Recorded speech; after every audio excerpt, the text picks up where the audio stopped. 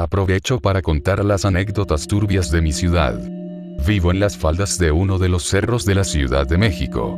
En él, hace como 10 o 15 años, corrió la noticia de que una niña había sido atacada y devorada por perros salvajes.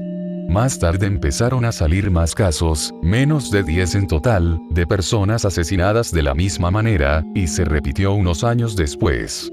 Aunque la versión oficial fueron los perros y se hicieron operativos para atraparlos, nos quedamos con la duda de que realmente ese fuera el motivo.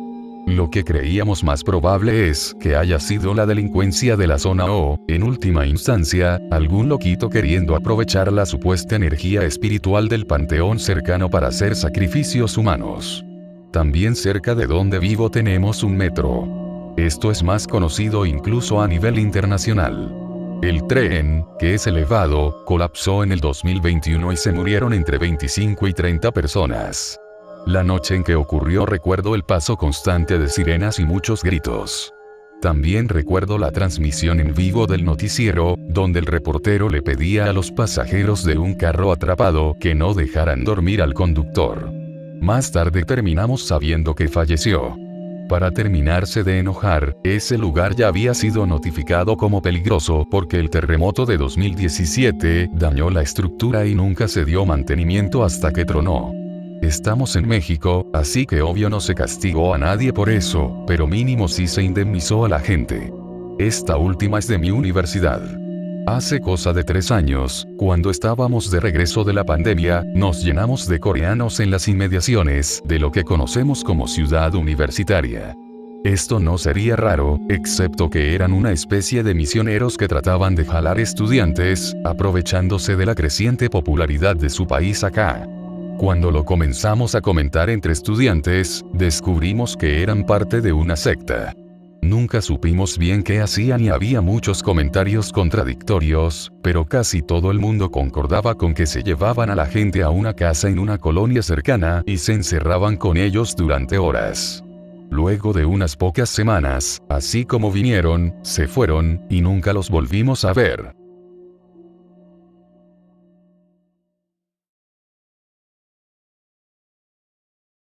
Vivo en una ciudad de Tucumán que yo considero bastante peculiar. No tiene nada muy paranormal, la mayoría son cosas típicas de Tuculandia. Eso sí, hubo un asesinato bestial aquí. 2014, es de noche. Según lo que tengo entendido, la víctima, un chico de 15 años, está saliendo de una fiesta. La chica que le gusta le manda un mensaje diciéndole que lo espera para tener relaciones en el complejo deportivo de la ciudad. Este lugar está a las afueras de la ciudad, alejado de casi todas las casas de la zona salvo por algunas. En ese tiempo no había tanta iluminación ni infraestructura notable, mucho menos control policial regular. El chico llega, la chica lo ata a un poste con su corbata por lo que tengo entendido, y el chico se deja obviamente.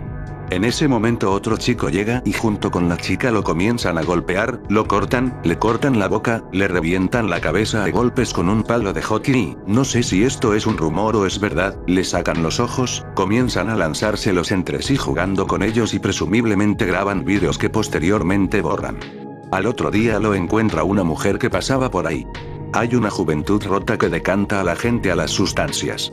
Estas se terminan normalizando, generando adicciones.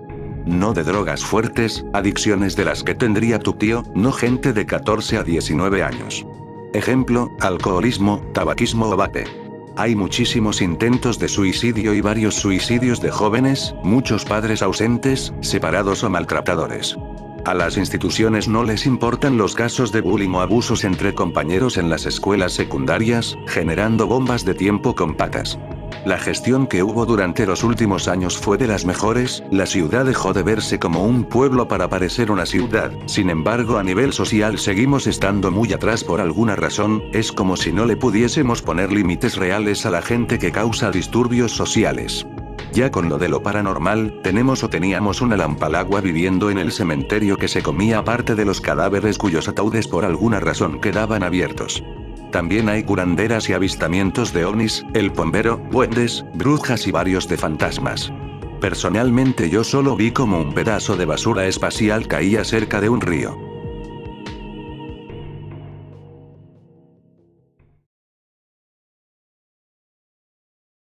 No hace mucho estaba con mi novia a punto de dormir. Ya estaba muy cansado y en la etapa que uno está más dormido que despierto. Estaba entrecerrando los ojos cuando justo al lado de mi armario veo una cosa que solo puedo describirla como una célula gigante flotando en el aire. Flotaba a una velocidad leve y moderada.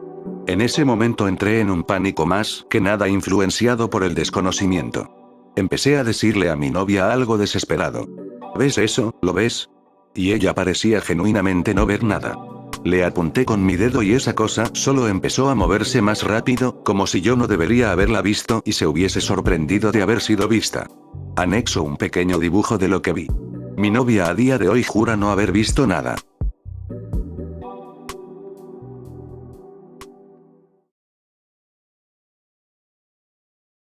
Hola a todos. Quiero que sepan que este grupo es el único lugar en el que estoy compartiendo esta historia. Sabrán de qué hablo si han estado atentos al apartado de general. Para comenzar, quiero aclarar que me referiré al personaje principal como GG, utilizando las siglas de su nombre y apellido, o simplemente G.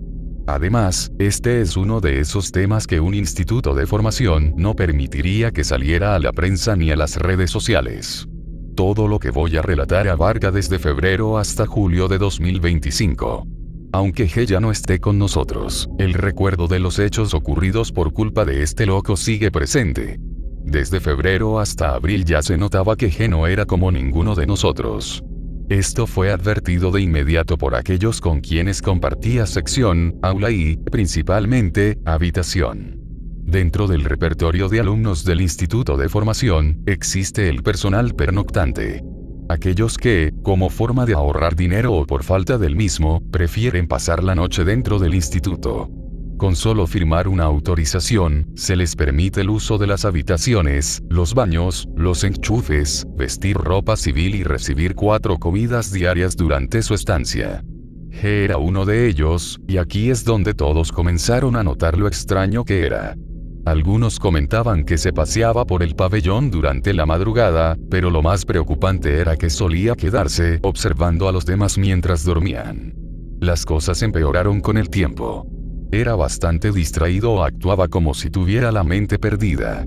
Luego comenzó a decir palabras cada vez más amenazantes y, dentro de su habitación, se dirigía a sus camaradas con desprecio. Semanas después, comenzó a utilizar el cuchillo reglamentario del comedor para amenazar a todos en su habitación. Tampoco respondía a las órdenes del superior a cargo. En varias oportunidades se informó de esta situación a los oficiales del instituto, pero estos respondían de manera errática. Era la primera vez que algo así ocurría. A una semana del comienzo de junio, recuerdo estar en el comedor yendo a sentarme junto a mis camaradas cuando lo vi solo, sentado en una mesa aparte, usando ropa civil en lugar del uniforme de instrucción que todos llevábamos en ese momento. Le pregunté cómo estaba y solo respondió levantando el pulgar. Después de eso, no supe más de él. Al menos por un tiempo. Una semana más tarde le dieron la baja. Resulta que, al finalizar un seminario, una oficial lo vio saltando sobre un solo pie en círculos, lo que llamó su atención, y se ordenó enviarlo al gabinete psicológico. G, obviamente, no pasó la evaluación.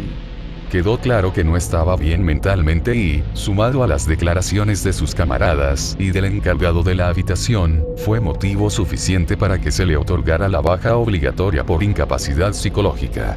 Más adelante, ya en julio, estábamos por comenzar las guardias, ya ansiosos por la llegada del receso de invierno para descansar y ver a nuestras familias. Era un día común. Terminamos las actividades y nos encontrábamos realizando tareas de limpieza en el pabellón cuando, de repente, apareció el semana, el encargado de nuestras novedades y servicios médicos, acompañado por los oficiales de guardia. Ingresaron a lo que había sido la habitación de G y al resto se nos ordenó entrar a nuestras habitaciones hasta nuevo aviso. Al día siguiente vimos que varios camaradas de esa habitación estaban vestidos de civil y con sus bolsos cargados con pertenencias. Uno de ellos era compañero mío de aula, por lo que, cuando estuvimos todos en clase esa misma mañana, hablamos con él para saber qué estaba ocurriendo. Resulta que G era un verdadero hijo de puta. Había ingresado al instituto porque su madre trabajaba en la división de incorporaciones. Tras recibir la baja, presentó una denuncia alegando que era víctima de intentos de abuso sexual. También presentó capturas de supuestos chats con mensajes de burla de su habitación posteriores a su baja, además de otras imágenes editadas. Cuando todos los integrantes de la habitación, otros camaradas y el encargado declararon, quedó en evidencia que G simplemente era un desequilibrado acomodado por tener familiares dentro del sistema, y que todas las imágenes y capturas presentadas eran falsas. Lamentablemente, el solo hecho de existir una denuncia es motivo suficiente para que una persona no pueda seguir perteneciendo al instituto, a menos que el caso avance y se demuestre su inocencia. Rápidamente hicimos una colecta para que todos pudieran conseguir un abogado. Por parte del instituto, se evitó darles la baja obligatoria y se los dejó en un limbo. La posibilidad de resolver el caso legalmente y reincorporarse, o tener que volver a pasar por todo el proceso anual para reinscribirse. A día de hoy, seguimos esperando.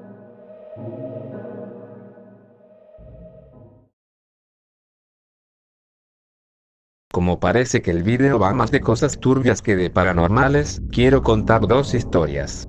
Soy de una ciudad de México. Desde 2021 mi ciudad tuvo un incremento en los casos de violencia ocasionados por el narco. Justo en mi colonia también hubo varios casos de esos, pero los que a mí me tocaron fueron dos. El primero. En la calle donde vivo anteriormente había un punto, el lugar donde se juntan los tipos para vender drogas. Un día de descanso lo usé para lavar ropa. Cuando iba a ponerme a tenderla algo me detuvo. No sé el qué, simplemente dejé el canasto con la ropa en mi cama y yo mejor me senté solo a estar en mi sillón. A los 5 minutos escucho una detonación, y 5 segundos después se escucha la ráfaga de balas. Habían ido a matar al tipo que estaba en el punto. Yo tiendo la ropa en mi patio delantero, y justo enfrente de él, fue donde se posicionaron los tiradores. No tenía una razón para no tender la ropa, simplemente algo me detuvo. La segunda historia es una consecuencia de la primera. Como ya no era seguro que los tipos hicieran sus entregas en la calle, se apoderaron de una casa abandonada que está enfrente de la mía, 2 casas. Justamente era una casa que quería comprar porque por alguna razón tiene una atalaya como de castillo. Tiempo después y otro día que estaba en mi casa descansando, escucho que por mi calle llevan a un hombre que va pidiendo auxilio. Lo llevaban arrastrando por las gradas de mi calle. El tipo pedía ayuda y decía que lo iban a matar. También se escuchaba como 2 hombres lo iban golpeando y diciéndole que se callara y que nadie lo ayudaría. Metieron al hombre a la casa y lo encerraron en un cuarto que daba a la calle. Se podía escuchar al tipo chocando contra la puerta. Supondré que le taparon la boca, porque ya no lo escuché gritar, solo se oían sus intentos de tumbar la puerta. Al poco rato ya no se escuchó más ruido. Dice mi suegra, que es mi vecina y ella vive directamente enfrente de esa casa, que como media hora después se vio a 2 tipos salir con una bolsa negra de esa casa y la metieron a una camioneta. Me gustaría decir que los denuncié y los capturaron, pero la verdad eso es peligroso en México. Te expones demasiado. Hace no mucho por fin los sacaron de esa casa y quedó asegurada por la policía.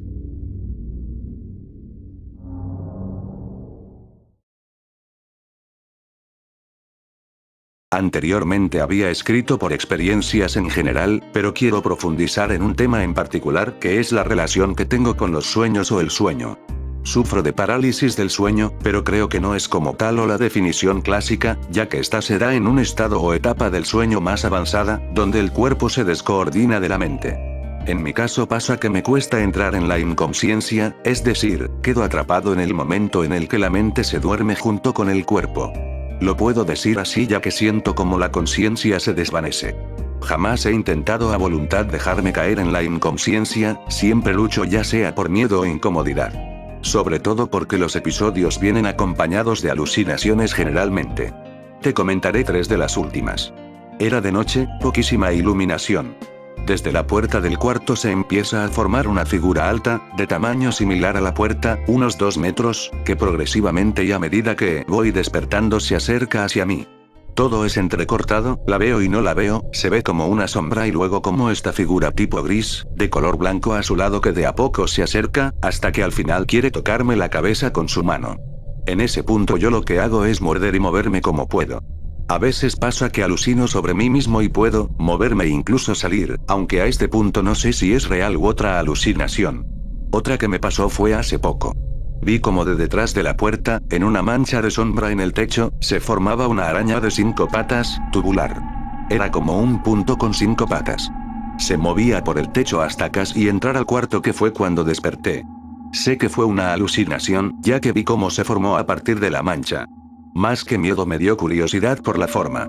La última de estas, que diría es la más interesante, fue porque de repente me vi en ese estado, miré hacia la parte de mi vientre y vi flotando sobre mí una esfera de color plomizo con matices de otros colores, parecido al color de las manchas de aceite cuando les pasa el agua, pero con el fondo plomo. Al mirarla lo que atiné a decir fue con que eso es, y desperté. No tengo idea si lo aluciné o no, pero fue de lo más interesante. No hay cómo comprobarlo, pero como mencioné en el caso de la araña, uno sabe cuándo alucina, porque cruzando el origen más su propia imaginación, le da explicación a las alucinaciones. Otro punto y que encontré en un post en Reddit es acerca de los glifos, o inscripciones en las paredes o en la visión cuando se está despertando. En ese caso tuve 3 experiencias hace ya unos años. En la primera estaba despertando y al mirar la pared veo como por encima de estas aparecieron símbolos similares a glifos egipcios, pero no podría decir que son lo mismo. En ese momento asumí que era producto de mis parálisis y alucinaciones. La segunda vez vi glifos del estilo de la primera ocasión, pero quise comprobar si alucinaba. Me llevé las manos a los ojos para limpiarlos y las imágenes seguían allí, estaban en la pared también. La última vez no vi los mismos símbolos, eran más parecidos a óvalos y líneas, que es lo que recuerdo. Se dieron en toda la habitación, ya no estaban por encima de las paredes, sino que parecían estar proyectadas en todo el espacio. No he vuelto a tener esa experiencia.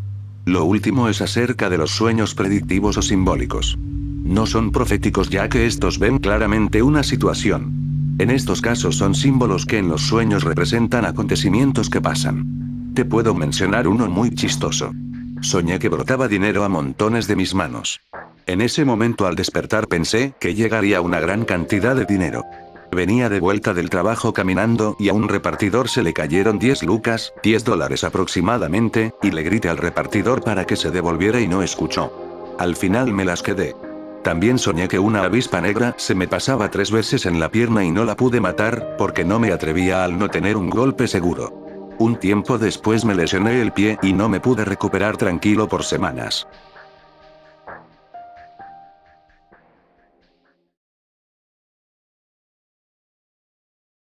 ¿Cómo olvidar la vez que me expulsaron de mi Dreamland?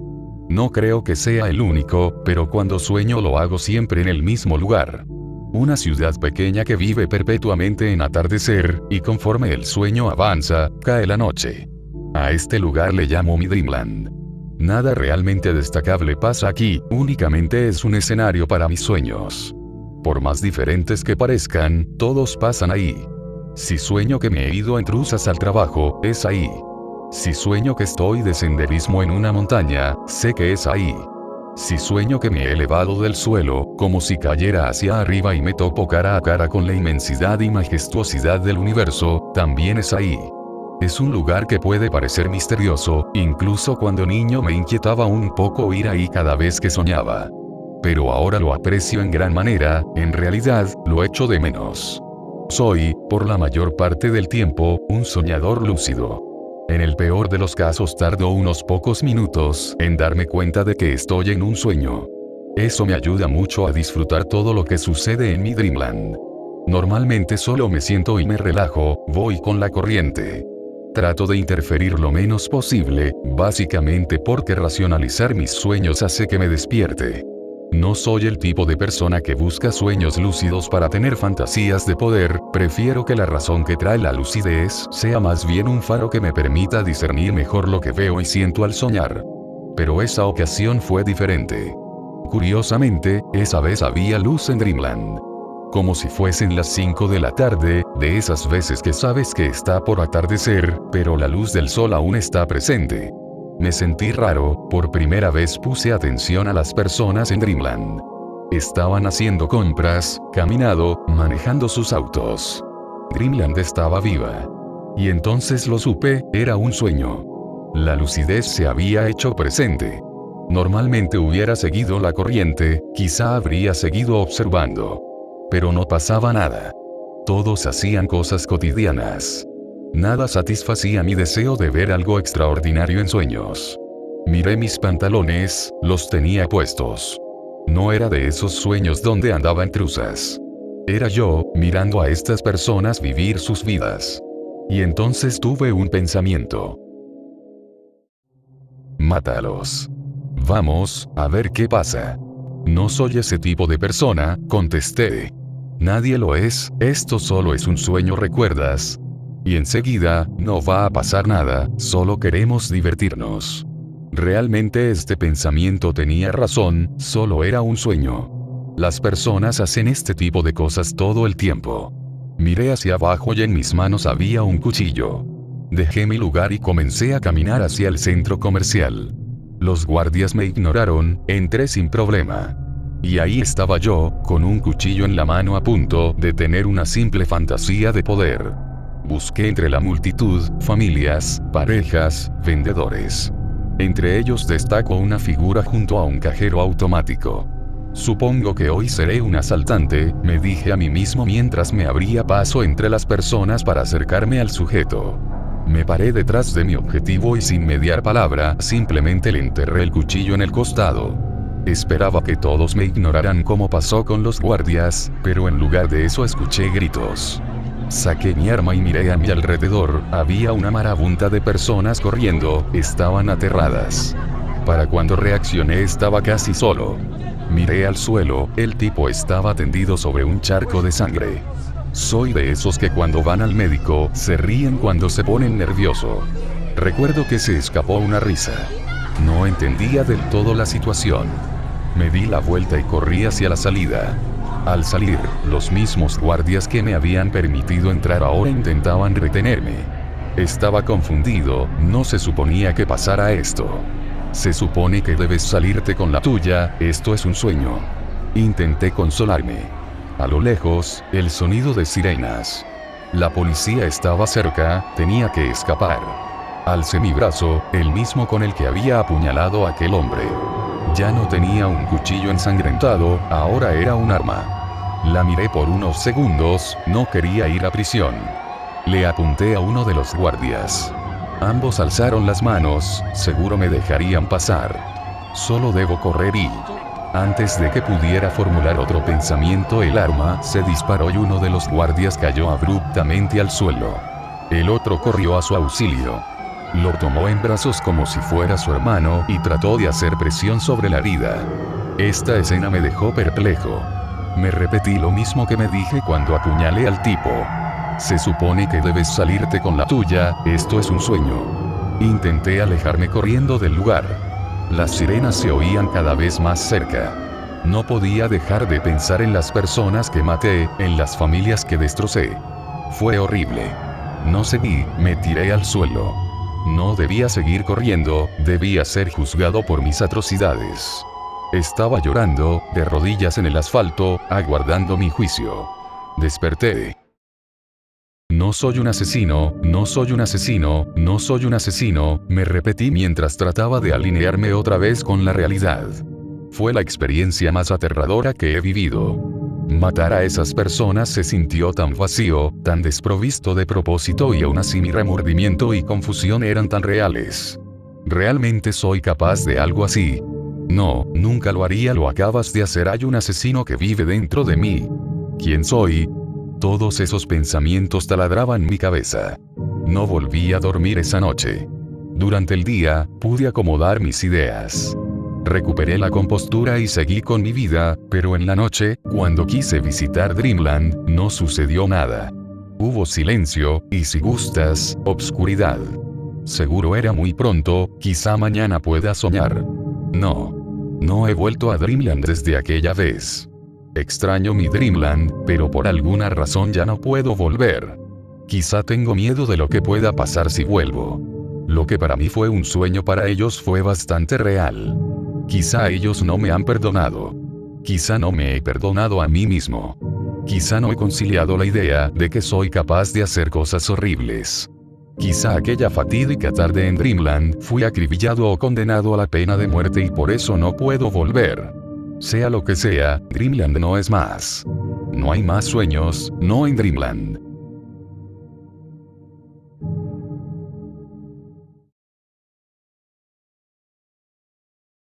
Una vez, durante el 2022, estaba solo en casa en una noche de películas.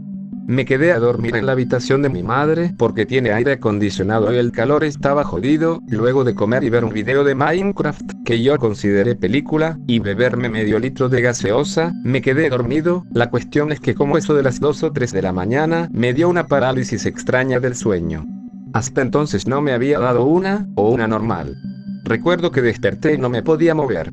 En el techo había una araña, pero qué araña tan jodidamente grande, fácil era más grande que un niño de 7 años. Era negra, pero aún así se veía claramente en la oscuridad. Se movió hasta esconderse detrás del televisor y a los segundos quedé dormido. Recuerdo que a la mañana siguiente vi detrás del televisor por si acaso. Obviamente no había nada. En el 2023 me volvió a pasar lo mismo, pero esa vez estaba en la capital, Bogotá, en mi cuarto en casa de mi padre. Esta vez estaba medio durmiéndome y el televisor aún estaba encendido, entonces en cierto momento volteé a ver el televisor y vi una araña café. Más pequeña, como del tamaño de un perro, tal vez un bulldog. Esta vez se metió detrás del televisor incluso más rápidamente. Después de eso no me levanté para ver si había algo ahí, me quedé quieto, bastante extrañado, no tanto asustado, pero ya 2 veces era algo curioso. Desde entonces no me ha vuelto a pasar a esto. ¿Qué será? ¿Una señal de Spider-Man?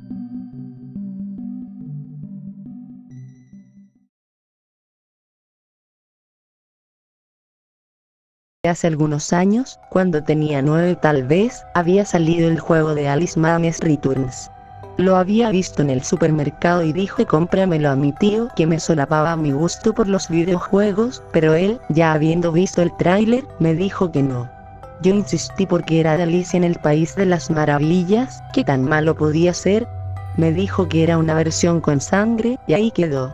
Pasaron 2 o 3 años.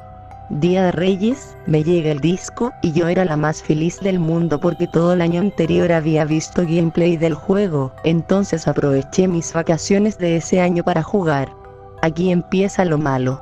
Me la pasaba jugando todo el día, alrededor de 10 horas, porque no tenía nada más que hacer, y aunque no le entendía la historia muy bien, estaba fascinada. La fascinación llegó a obsesión, y por la cantidad de horas no supervisadas que pasaba jugando, comencé a alucinar con todo. Tenía alucinaciones auditivas de sonidos de monstruos, armas, voces, literalmente alucinaba el juego, entonces me di cuenta que tenía que parar. Las vacaciones acabaron y me dio miedo volver a jugar por un tiempo, porque estaba tan absorbida por esa cosa que era lo único que ocupaba mi tiempo, mi atención, todo. Claramente no ayudaba a que nadie estuviese al pendiente de que ese no era un juego adecuado para mi edad. Al final lo retomé un año después, lo terminé hace como 4 o 5 años al 100%. Sigue siendo una historia bien surreal para mí porque sigo sin poder creer a qué punto llegué para oír a todos los efectos de los monstruos con su música, los efectos de las armas y demás. Locura.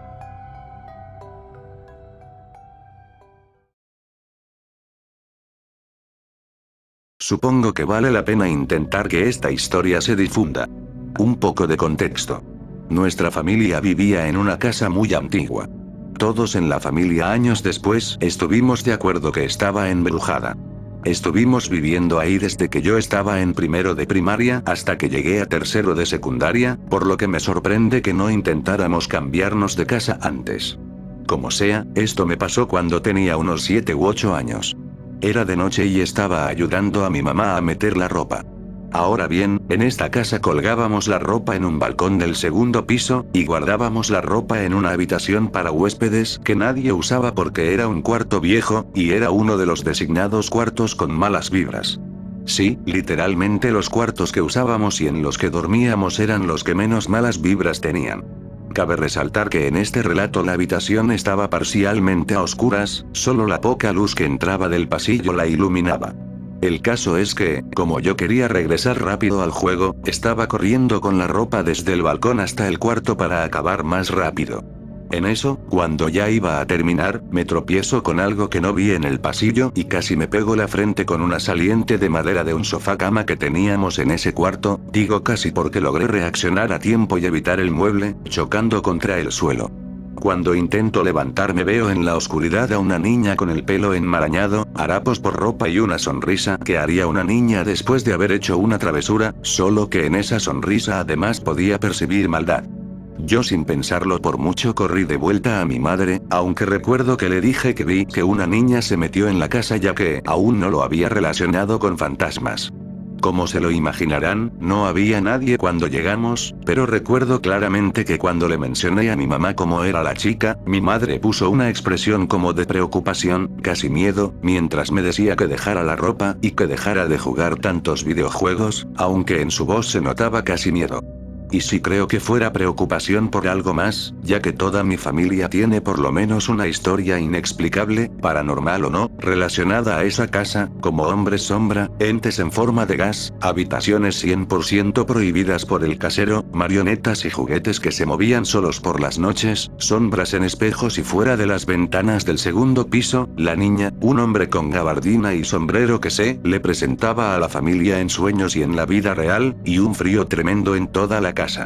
Aunque se estaba bien en los días de verano. Antes de irme, quiero dejarlos con una cosa más. No sé si fue aquí o en otro canal de historias, pero mi hermano y yo escuchamos recientemente la historia de una señora la cual fue maldecida por un chamán para que dos espíritus invadieran su hogar. Un demonio que tomaba la forma de un hombre con gabardina y sombrero que la atormentaba en sueños y en la vida real, y otro demonio que tomaba la forma de una niña, los cuales tenían el objetivo de matar a la señora de la historia. Eso nos hizo recordar nuestras experiencias en esa casa, ya que mi hermano tuvo un encuentro con el espíritu de la gabardina. Aunque poco después razonamos que seguramente esos demonios no iban contra nosotros, ya que, pese a todo, no atentaban contra nuestra salud de manera tan violenta comparada con la señora de la historia. Lo que dedujimos mi hermano y yo es que los demonios tenían como objetivo al dueño de la casa, pero como este se movió de ahí y empezó a rentar la casa, los demonios, al no tener su objetivo, pero no poder regresar de donde viniesen por no cumplir su trabajo, decidieron quedarse para atormentar a los demás inquilinos. Hablando de eso, un fun fact final. Al final, cuando las cosas escalaron demasiado, mis padres llamaron a un sacerdote para bendecir la casa. En resumen, el sacerdote solo pudo pasar a la sala de estar cuando preguntó, y cito: ¿por qué siguen viviendo en esta casa maldita? Ustedes son hijos de Dios, y no tienen por qué estar pasando sus vidas en una casa del enemigo. Como un mes después nos mudamos a una casa recién hecha. Lo gracioso es que poco después de mudarnos, como a la semana, otra familia se mudó a esa casa, pero por lo que nos contaron los vecinos, no duraron ni 3 meses cuando se mudaron otra vez, lo cual me hace pensar lo fuerte, chingona e inquebrantable que es mi familia, durando 9 años en esa casa embrujada. Actualmente esa casa está abandonada.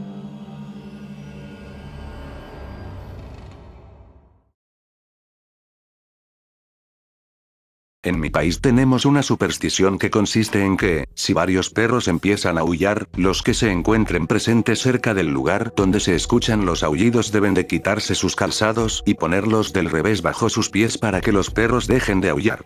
Todo esto debido a que se dice que la razón del aullar de los perros es por la presencia de un alma en pena que merodea cerca. No tengo ni la menor idea de dónde surgió este mito o desde cuándo se tiene registros de esta, pero la conocí gracias a mi madre. Estas anécdotas no van a girar en torno a esta superstición, sino en los sucesos que mi madre vivió para que empezara a creer en fantasmas y espíritus. Esta me la ha contado más de una vez, la primera fue siendo mucho más pequeño y las otras veces siendo ya más grande. En los lejanos 90s, en el año 92, 93 o 94, mi madre se encontraba estudiando como cadete de policías en la capital. Como la academia quedaba bastante lejos de su casa, ella fue a vivir un tiempo a la casa de una camarada suya para poder estar más cerca de la academia. Ellas se levantaban temprano para poder asistir a las clases. El asunto está en que debían pasar por una determinada calle por la madrugada. En dicha calle se les apareció lo que sería el fantasma de un niño pequeño. La primera vez me había dicho que cuando lo vio parecía que el niño no tuviera piernas y que salía de cierto lugar. Dijo que a veces tomaban otras calles con el fin de no querer toparse con el fantasma o que cruzaban la calle corriendo y rezando en voz alta para enfrentarlo. Un segundo encuentro que tuvo fue cuando lo vio bajo la luz de una farola de calle, flotando, sin piernas y moviéndose de un lado a otro, como el sprite de los fantasmitas del Pac-Man, por decirlo de una manera. Aparentemente en aquella calle falleció el hijo de un comandante de la jefatura en un accidente hace bastante tiempo, según palabras de la camarada de mi madre.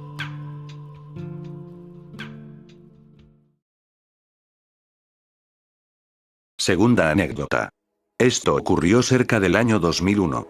Para este tiempo mi madre ya estaba completamente de servicio. Ella había sido asignada a una oficina, para ser más específico, la dirección de Zona 1. Bajo sus propias palabras, aseguró que el lugar se encontraba plagado de fantasmas debido a que, en tiempos de la dictadura de Alfredo Stroessner, el lugar era utilizado para torturar a la gente, lo que daría como consecuencia que el lugar tuviera tanta vida años después, en el sentido que ustedes ya entienden. Me contó que tuvo 2 encuentros, por lo menos de los que ella recuerda. La primera fue cuando se encontraba en un pasillo hablando por teléfono y le pareció ver a su compañera subir por las escaleras que estaban enfrente de ella. Está de más decir que la persona que vio subir no era quien creía. Su compañera estaba detrás de ella e incluso esta le comentó que también le pareció verla saludándola desde lejos, pero como ya sabrán no era mi madre quien le alzaba la mano. El segundo encuentro fue cuando estaba durmiendo en una de las camas del dormitorio de la oficina. Ella había sentido que alguien le estiraba los pies. Por el susto tomó su arma con el fin de dar con quien la estaría hostigando, sin embargo, no vio a nadie, y tras esto dio un grito que fue escuchado por todas las cadetes, empleadas y oficiales que se encontraban de servicio en ese momento. Cuando les contó lo sucedido a la gente presente, le ofrecieron estampillas y rosarios del Santo San Miguel para que haga oraciones y así no vuelva a tener esos episodios. Y todos estos sucesos ocurrieron en horarios nocturnos.